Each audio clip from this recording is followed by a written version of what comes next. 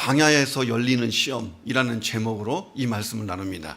광야에서 열리는 시험이라는 제목입니다. 자, 매우 추운 날이었습니다.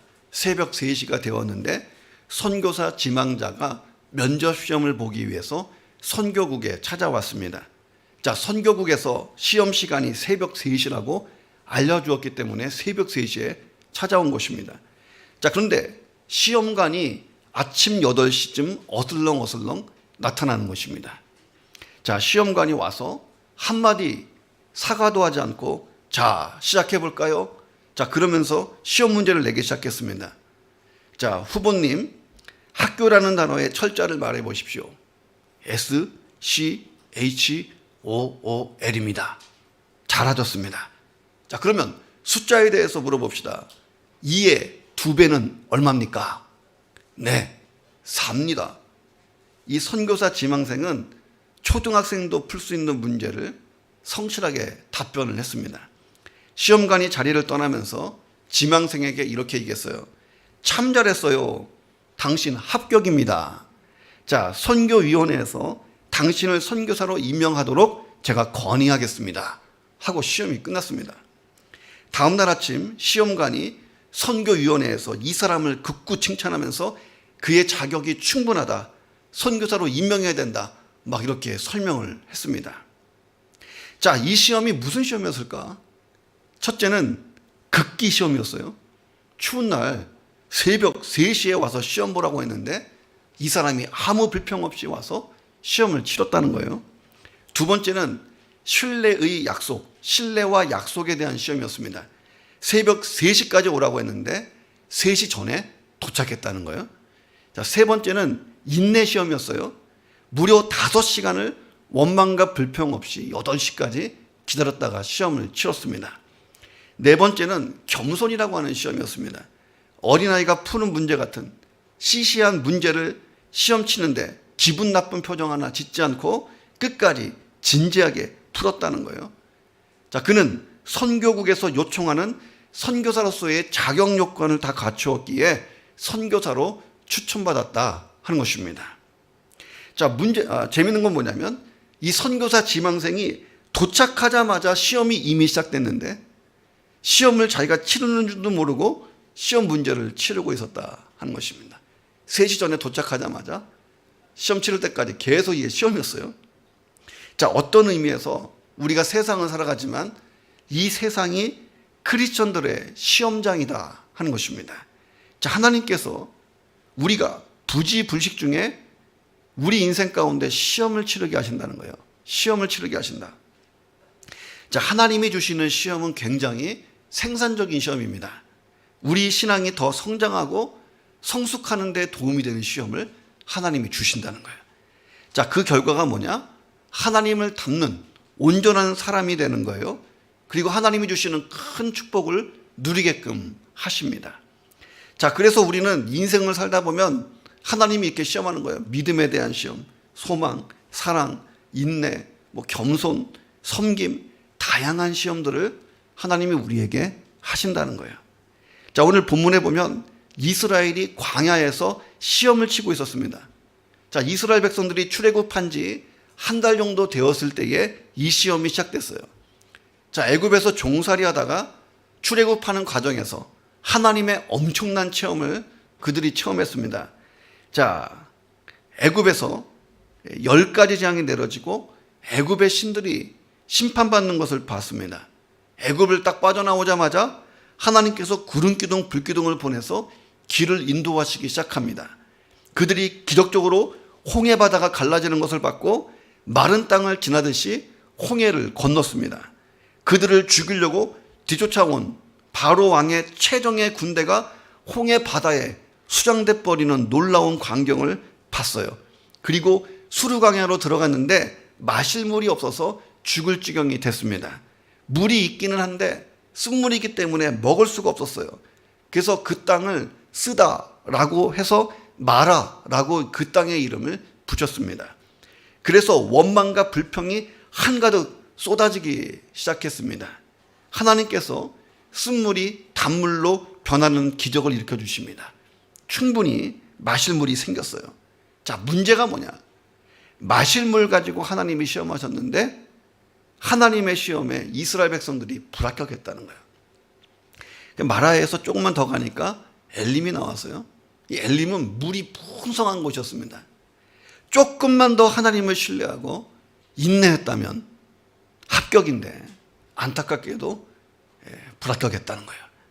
자, 그래서 하나님이 시험에 불합격한 이스라엘 백성들에게 또다시 시험을 치를 기회를 주셨다 하는 것입니다. 자, 근데 구약 성경에 보면 왜 자꾸 하나님이 이스라엘 백성들을 시험하시는가? 이유가 뭐냐는 거예요. 자, 시험을 통해서 하나님의 선민으로 잘 준비되고 더 나아가서 온 세상을 구원하는 제사장 나라가 되게 하시려고 하는 거룩한 목적이 있다는 거예요. 자, 그래서 이 시험은 하나님을 위한 시험이 아니고 이스라엘 백성을 위한 시험이었습니다. 자, 하나님이 우리를요 골탕 먹이려고 우리를 시험하지 않습니다. 근데 목사님, 저는 시험이 하나도 없어요. 이게 정상은 아니에요. 시험이 있는 게 정상이지. 골탕 먹이려고 시험하시지 않고 우리 인생을 더 유익하게 만들려고 하나님이 시험을 허용하신다 하는 것입니다. 자, 오늘 본문 보면 이스라엘이 부지불식 중에 하나님의 시험을 치르게 되었습니다. 자, 이번 시험의 주제는 뭐냐면 먹는 것에 대한 시험이었습니다. 출애굽한 지 한 달이 지나서 신광야에 도착을 했는데 애굽에서 가지고 나온 식량이 다 떨어진 거예요. 뭐 한 달쯤 먹었으니까 더 이상 없는 거예요, 식량이. 자, 그러니까 지도자 모세와 아론을 원망하고 불평하기 시작합니다. 자, 3절에 뭐라고 써 있냐면 너희가 이 광야로 우리를 인도해내어 이 온 회중이 줄여 죽게 하는도다 라고 말합니다. 자, 그런데 이스라엘이 지금 원망하고 불평할 때가 아니고 우리가 지금 시험 치는 중이구나, 이거를 깨달아야 되는데 그렇지가 않습니다. 자, 4절에 보니까 하나님이 시험 계획에 대해서 말씀하셨어요. 그들이 내 율법을 준행하나 아니하나 내가 시험하리라. 자, 이 율법은 하나님 말씀이잖아요. 자, 이스라엘 백성들이 굶주리는 상황 속에서도 여전히 하나님을 존중하고 말씀을 따라 살 수 있는지 시험을 치르겠다, 시험치게 하시겠다는 하나님 말씀입니다. 자, 그들이 서 있는 곳은 지금 광야예요. 자, 이 광야에서 식량이 떨어지는 것은요 죽음을 의미합니다. 그러므로 식량은 곧 그들의 생존을 의미해요. 자, 성경은 우리의 인생길을 광야길이다, 자, 이렇게 말합니다. 이스라엘 백성들이 거친 광야를 지나서 약속의 땅 가나안에 들어간 것처럼 우리도 거친 인생 광야를 지나서 약속의 땅 천국에 들어간다는 거예요. 자, 이스라엘의 광야 여정이 우리 인생 여정하고 비슷하다 하는 것입니다. 그래서 광야 인생길은 곧 시험 치는 시험장이다 하는 것입니다. 이 시험을 잘 치르면 인생에 큰 유익이 있다는 거예요. 자, 어떻게 시험을 잘 치를 수 있을까? 자, 이스라엘이 먼저 시험을 쳤잖아요. 어떻게 시험을 쳤는지 참고하면 인생 광야길에서 하나님이 내게 주시는 시험을 잘 치르고 큰 은혜가, 축복이 있게 될 줄로 믿습니다. 자, 인생 광야에서 열리는 시험은 어떤 것일까? 첫째는 믿음의 시험이 있습니다. 믿음의 시험. 자, 스탠리라고 하는 사람이 매우 어려운 상황을 겪고 있었어요. 낙심하고 있었습니다. 자, 그래서 교회에서 신앙이 좋은 노인 한 분이 이 스탠리를 신방하러 찾아갔어요. 자, 그러면서 다니엘이 사자굴에 갇혀 있는 그림을 보여주면서 스탠리에게 물었습니다. 이 그림에서 무엇을 볼 수 있습니까? 스탠리가 대답합니다. 아주 자신 있게, 사자 몇 마리가 보이고요, 몇 줄기의 빛이 보이고 다니엘이 보입니다, 이렇게 대답했어요. 자, 그런데 노인이, 스탠리, 당신이 보아야 될 한 가지가 더 있어요. 가만히 보세요. 다니엘의 눈을 보세요. 다니엘은 지금 사자를 보지 않고 하나님을 바라보고 있습니다 라고 얘기했다는 거예요. 자, 그렇습니다. 우리가 어려운 환경에 몰입되어 있다 보면 하나님이 전혀 안 보일 수가 있다 하는 것입니다. 자, 예를 들면 이런 거예요. 500원짜리 동전이 큽니까? 태양이 큽니까? 말하면 잔소리잖아요. 태양이 더 크죠. 자, 근데 동전이 태양보다 훨씬 크게 보일 때가 있어요. 어떻게 하냐면 눈에 갖다 대면 태양이 안 보이잖아. 그때만큼은 동전이 태양보다 크다는 거예요. 자, 눈에 동전을 가까이 대면 동전에 가려서 태양이 아예 안 보일 수도 있다 하는 거예요.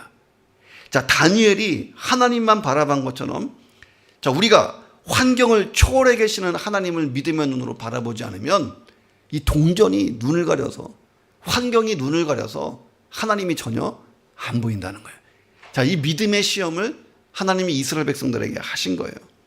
자, 이스라엘 백성들이 치르는 첫 번째 시험 문제가 뭐냐? 하나님만 바라볼 수 있느냐? 자, 이게 믿음의 시험이었어요. 자, 그때부터 지금까지 모든 성도들, 하나님의 백성들은 하나님만 바라볼 수 있는가? 천국 갈 때까지 우리가 이 시험 문제 치러야 된다는 거예요.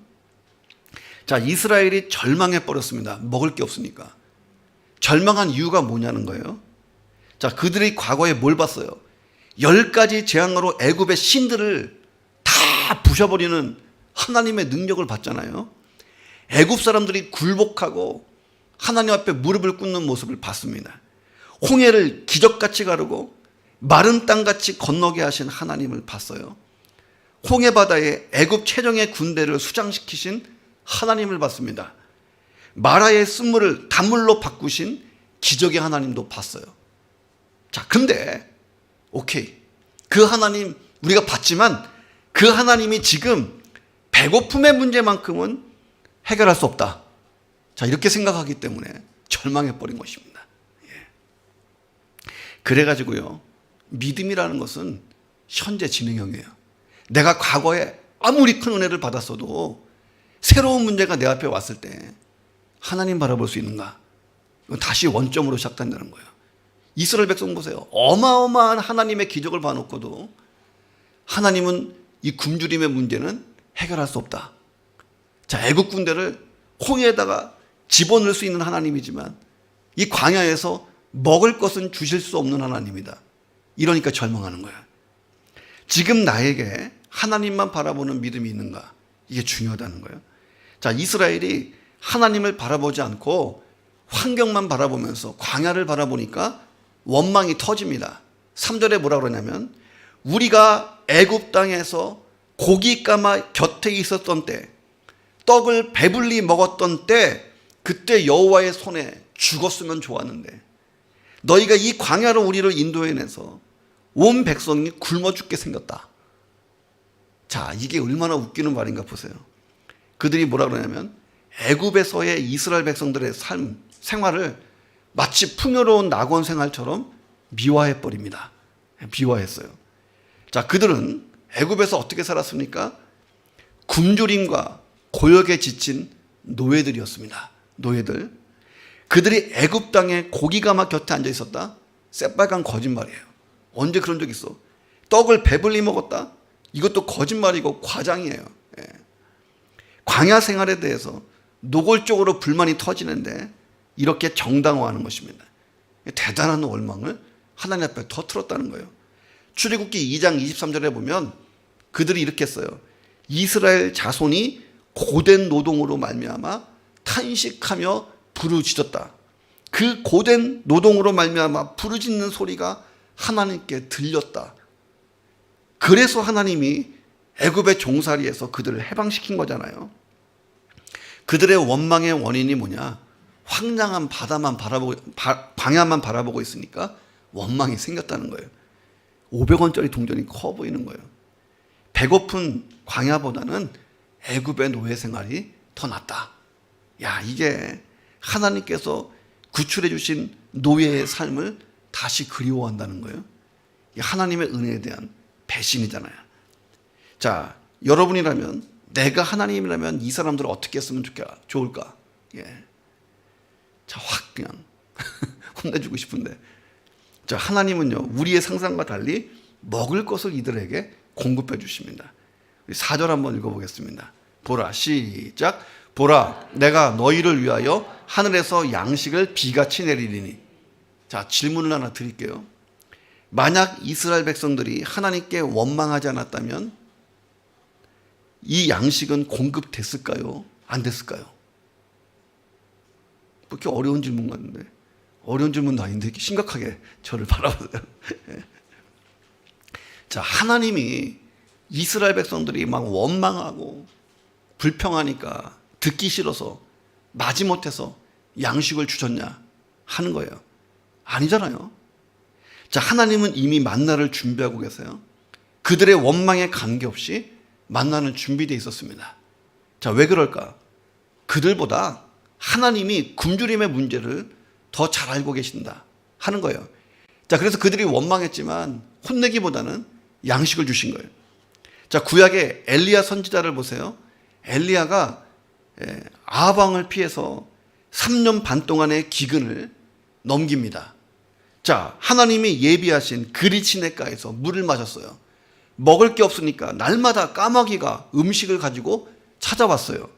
시냇물이 마르니까 하나님이 예비하신 사르밧 가부의 집에서 공급을 받았습니다. 엘리야가 목마르다고 배고프다고 원망해서 하나님이 주셨는가? 아니죠. 자, 필요를 다 아시기 때문에 공급하신 거예요. 다만 엘리야는 하나님만 바라보고 열심히 일하면 되는 거였습니다.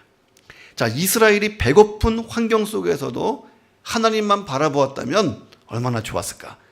자, 먹는 시험은 여기서 끝났을 거예요. 근데 그거 통과하지 못하니까 계속 먹는 시험이 일어나는 거예요. 자, 인생을 살다 보면 사면 초가의 경험을 할 때가 있습니다. 자, 동서남북 어디를 바라봐도 나갈 길이 없을 때가 있어요. 자, 그때 우리가 다니엘처럼 하늘을 바라볼 수 있어야 됩니다. 만나가 어디서 왔냐? 바로 거기 하늘에서부터 내렸다는 거예요. 자, 우리가 흔히 이런 말을 해요. 야, 이게 다 먹고 살자고 하는 거 아니냐? 먹고 살자고 하는 거 아니냐? 맞죠? 먹고 사는 것만큼 중요한 일도 없어요. 먹어야 살 수 있고 못 먹으면 죽어요. 자, 그런데 우리가 누구냐? 자, 하나님의 자녀라는 거예요. 자, 예수님이 말씀하셨어요. 야, 공중의 새를 봐라. 심지도 않고 거두지도 않고 창고에 모아들이지도 않는데 너희 하늘 아버지께서 기르시나니 너희는 이것들보다 귀하지 아니하냐라고 말씀하셨습니다.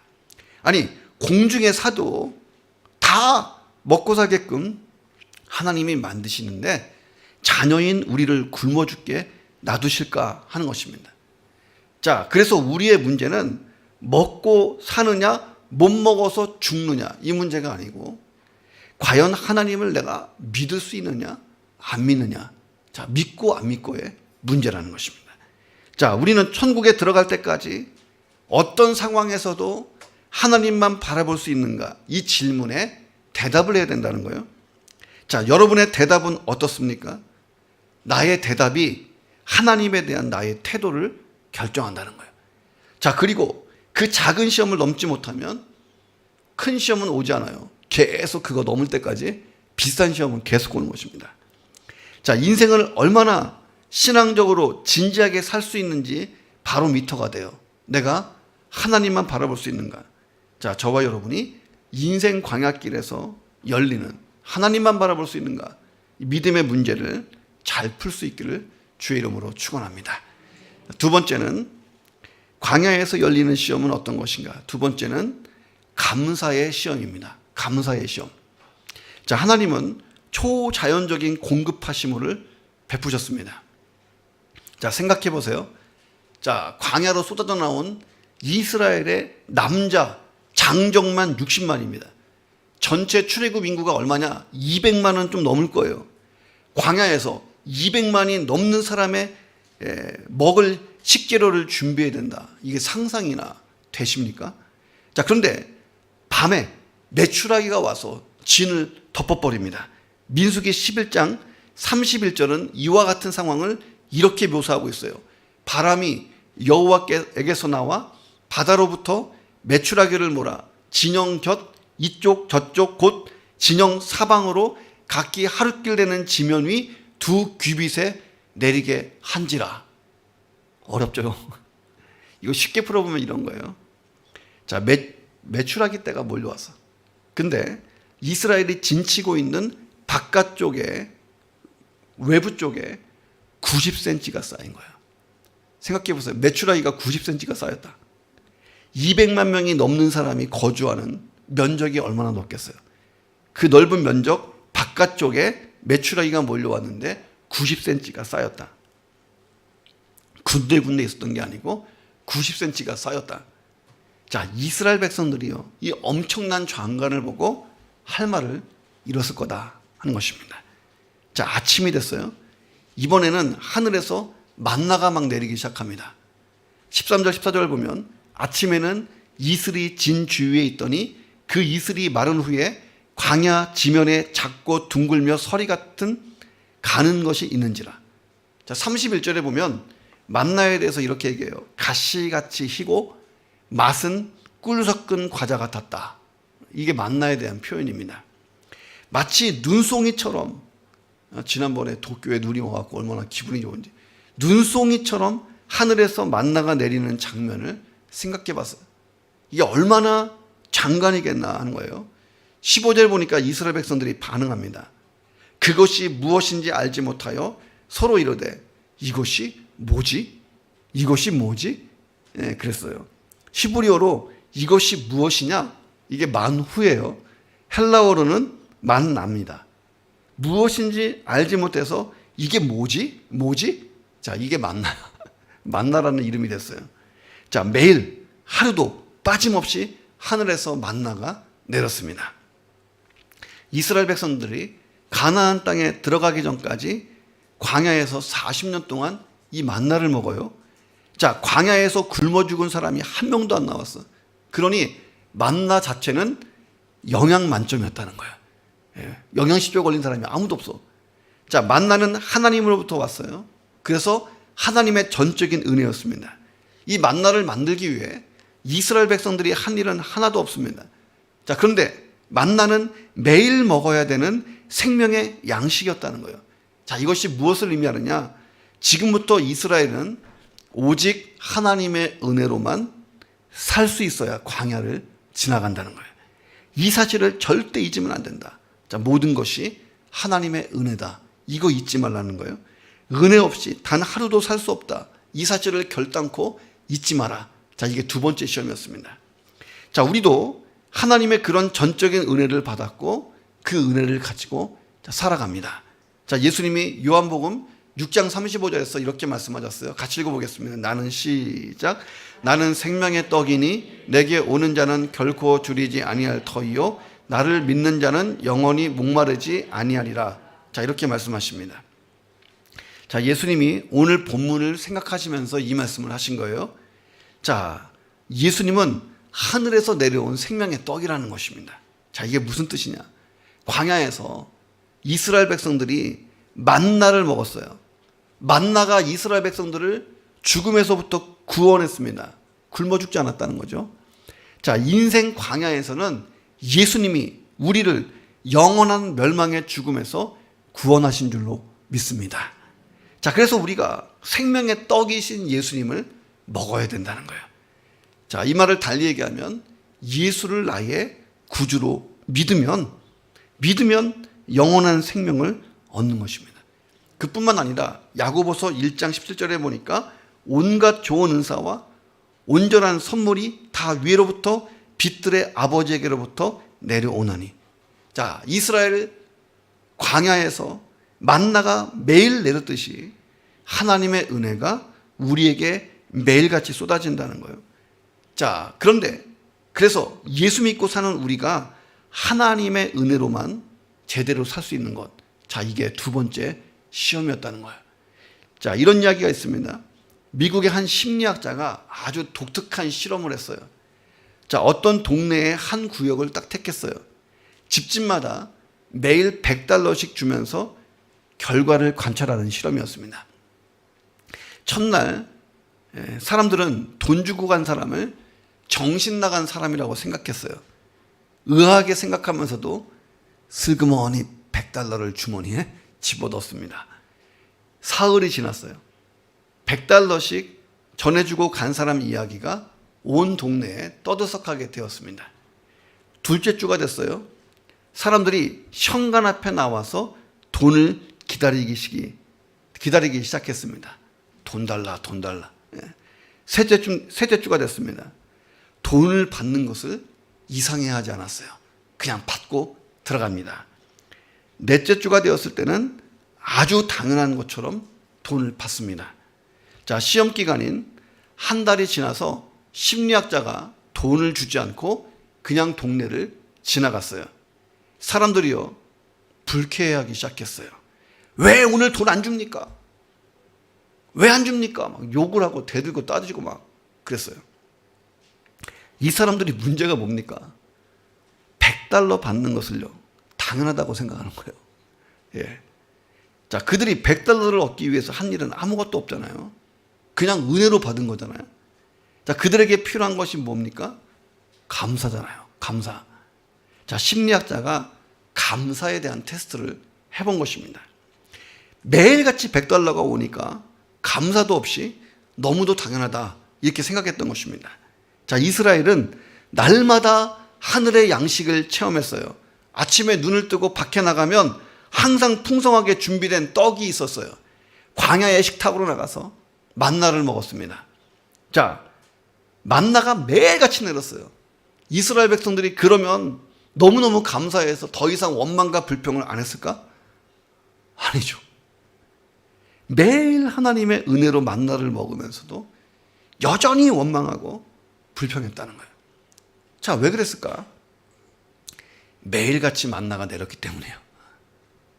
한 달쯤 안 내렸다가 내리고 막 그러면 감사할 텐데, 매일같이 만나가 내리니까 당연한 듯이 지냈다는 거예요. 또 원망과 불평. 자, 일상의 은혜가 더 이상 은혜로 여겨지지 않았다 하는 것입니다. 당연히 하나님이 주셔야 되는 만나가 됐다는 거예요. 그들이 처음에 만나 먹을 때요, 눈물을 흘리면서 먹었어요. 야, 맛있다. 하나님이 주신 것. 자, 한 시간이 좀 지나서 그들은요, 만나, 아이고 맛없어, 혹평을 하고 원망하고 불평하고 안 먹고 싶다 그러고, 처음에는 꿀을 섞은 과자 맛 같다고 먹어놓고 점점 변하는 거예요. 자, 그래서 이스라엘 백성들이 광야에서 감사의 시험에 불합격했다는 거예요. 계속 이 시험을 치르게 됩니다. 자, 예수를 구주로 믿고 영원한 멸망에서 구원받은 것, 이게 얼마나 큰 은혜예요. 그렇잖아요.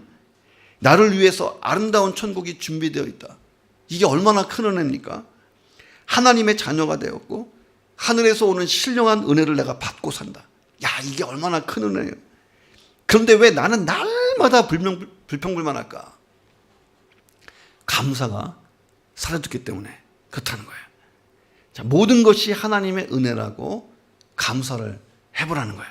놀랍게도 더 큰 은혜가 하늘에서부터 쏟아질 줄로 믿습니다.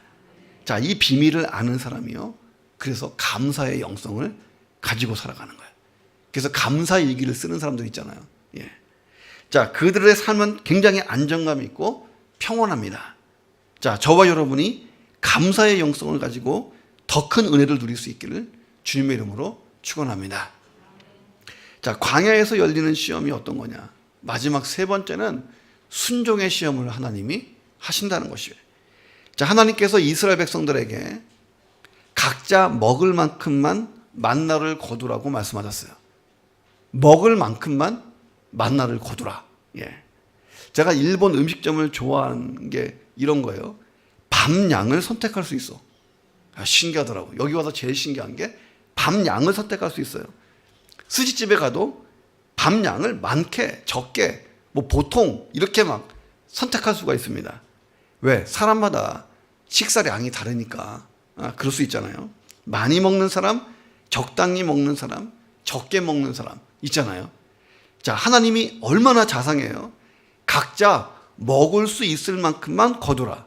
자, 18절에 보면 많이 거둔 자도 남음이 없고 적게 거둔 자도 부족함이 없이 각 사람은 먹을 만큼만 거두었더라. 자, 하나님이 준비하신 광야의 식탁. 자, 모두를 만족시키는 풍성한 식탁이었어요. 자, 근데 바로 이 시점에서 순종의 시험이 시작됩니다. 자, 모세가 하나님 말씀을 전달하는데 이 말씀이 순종 시험의 문제였어요. 뭐냐? 아무든지 아침까지 그것을 남겨두지 마라. 다 먹어치우라는 거예요. 예. 그 만나를 남겨두지 마라. 예. 자, 왜 이런 명령을 했을까? 왜 이런 명령을 했을까? 만나는 매일의 양식이기 때문에 그렇다는 거예요. 자, 예수님이 주기도문을 가르치실 때도 이 만나를 얘기하신 거예요. 오늘날 우리에게 이러한 양식을 주십시오 라고 기도하라고 말씀하셨습니다. 자, 아침까지 만나를 남겨두지 말아야 되는 이유가 뭐냐? 내일도 하나님의 은혜가 임할 줄을 기대하라는 거예요. 자, 근데 20절을 보세요. 같이 읽어보겠습니다.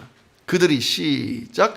그들이 모세에게 순종하지 아니하고 더러는 아침까지 두었더니 벌레가 생기고 냄새가 난지라 모세가 그들에게 노하니라. 꼭 이런 인간들 있잖아요. 하지 말라는데 하잖아. 아침까지 남겨놓지 말라는데 아침까지 남겨놓은 인간이 있어. 아침까지 만나를 남겨놨어요. 그 만나가 썩었어요, 그냥. 예. 그리고 새로운 만나를 또 가지러 가야 됩니다. 그들이 아침까지 만나를 남겨둔 이유가 뭘까요? 뻔하잖아. 내일은 만나가 내리지 않을지도 모른다. 이 불안감 때문에요. 오늘은 만나가 내렸지만 내일은 만나가 안 내릴지도 몰라. 내일을 걱정한 거예요. 내일을. 자, 또 무엇 때문일까? 욕심 때문이잖아요. 만나를 많이 비축해놔야 직성이 풀리는 사람들이 있었던 것입니다. 자, 하나님께서 이스라엘 백성들이 하나님 말씀에 순종하고 남은 만나는 버리기를 원하셨어요. 왜? 순종하려면 하나님께 대한 절대 믿음이 있어야 되는 것입니다. 만나를 많이 비축하려고 하는 욕심, 다음 날까지 간직하려고 하는 그런 자세, 이게 다 불신앙이다 하는 거예요. 자, 하나님을 믿는 게 아니라 뭘 믿냐? 만나를 믿고 살려는 불신앙이다 하는 것입니다. 자, 만나를 누가 주셨습니까? 하나님이 주셨잖아요. 그러면 그들이 누구를 믿고 살면 됩니까? 하나님을 믿고 살면 되잖아요. 자, 그런데 하나님이 주신 만나를 하나님이라고 생각하고 비축하고 붙들고 있으니 이게 얼마나 어리석냐는 거예요. 자, 그렇다면 우리는 안 그럴까요? 사람이요, 지나치게 물질을 많이 가지고 있으면 하나님보다 물질을 더 신뢰할 확률이 100%입니다. 자, 물질이 하나님이 되는 거예요. 자, 그래서 돈을 가리켜서 만몬이라고 부릅니다. 만몬. 이 만몬의 뜻이 뭐냐면 나는 믿는다 라는 뜻이에요. 만몬주의. 돈을 채우선하는 것. 나는 믿는다. 만몬. 자, 사람이 지나치게 물질이 없고 가난해도 하나님보다 물질을 더 신뢰할 가능성이 또 많습니다. 자, 궁금한 게 있어요. 얼마큼 가지는 게 좋을까? 얼마큼? 자, 기준이 있습니다. 기준이 뭐냐? 내가 이 정도를 가졌어도 하나님보다 물질을 더 신뢰하지 않을 정도. 이게 딱 좋은 거예요. 하나님 왜 나한테 물질을 안 주십니까? 그 물질 주면 물질을 하나님으로 섬길 것 같으니까 믿음이 성장할 때까지 하나님이 기다리시는 경우도 많이 있다는 거죠. 자, 여기에 우리의 고민이 있어요. 내가 필요 이상의 많은 물질을 가지고 있다. 자, 여기서 이제 고민이 시작됩니다. 자, 그래서 이 물질을 더 섬기고 물질 관리하는 것 때문에 너무 바빠서 하나님과 교제할 시간이 전혀 없고, 자, 어떻게 할까? 둘 중 하나야. 하나는 뭐냐? 하나님, 이 물질 좀 제거해 주십시오 라고 부탁하는 거야. 물질에 정신 팔려서 정말 중요한 신앙의 가치를 다 놓치게 생겼으니 하나님, 저에게서 물질 좀 가져가세요. 제거해 주세요. 옆 사람과 인사하겠습니다. 정말 그렇게 기도할 자신이 있습니까?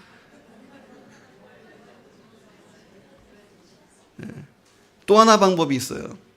주님의 마음을 가지고 다른 사람과 나누는 거예요. 나누는 것. 자, 이게 진짜 성경적인 방법이잖아요. 예수님도 누가복음 6장 38절에서 주라, 그리하면 너희에게 줄 것이니 곧 후히되어 누르고 흔들어 넘치도록 하여 너희에게 안겨주리라. 자, 이렇게 말씀하십니다. 주님의 마음으로 다른 사람과 나누어 주다가 망한 사람은 기독교 역사에 없다는 거예요. 신비의 역설이잖아요. 자, 이런 상상을 해보세요. 매일 아침 이스라엘 백성들이 만나를 가지러 광야로 갔어요. 자, 근데 어떤 사람은 못 갔어. 몸이 아파서 집에 있어야 되는 사람이 있습니다. 또 어떤 사람은 힘이 약한 몸에 장애가 있어서 조금밖에 못 거뒀어요. 자, 그런데 이스라엘 공동체에서 그 누구도 굶주린 사람이 없었어요. 비결이 뭐냐? 많이 거둔 자가 나눠줬다는 거예요.